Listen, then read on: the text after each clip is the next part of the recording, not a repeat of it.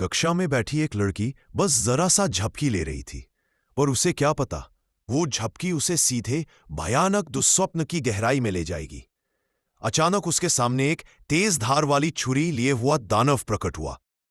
लड़की डर के मारे चीख पड़ी और पूरी ताकत से कक्षा से भागने लगी, लेकिन जैसे ही दरवाजे से बाहर निकली वो फिर से उसी जगह कक्षा के अंदर वापस आ गई।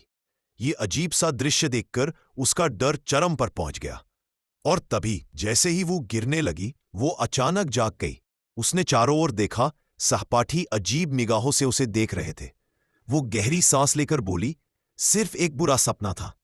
पर जब उसकी नजर किताब पर पड़ी तो कुछ कटे हुए बालों की लटें वहां पड़ी थी।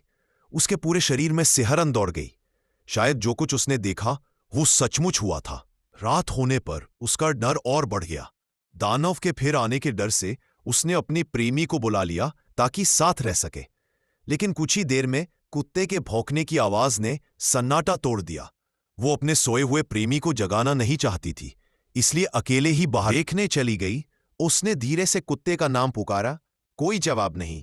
अब उसके भीतर बेचैनी उमड़ने लगी। वह धीरे धीरे आंगन में पहुंची और जो दृश्य उसने देखा उसके रोंगटे खड़े हो गए। कुत्ता खून के तालाब में पड़ा था और वही दानव थोड़ी दूरी पर खड़ा उसे घूर रहा था।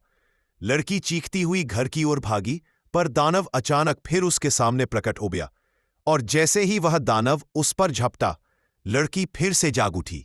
उसने देखा उसका प्रेमी अब भी बगल में सो रहा था। इस बार वह ज्यादा नहीं डरी।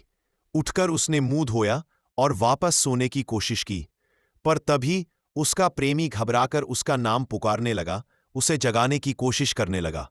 लेकिन लड़की जैसे किसी अदृश्य शक्ति के वश में थी। वह चीखने लगी, उसका शरीर बेकाबू होकर मचलने लगा और फिर धीरे धीरे हवा में तैरने लगी। वह 748 बार घूमी और फिर अचानक छत से टकराई, और वही उसकी मौत हो गई।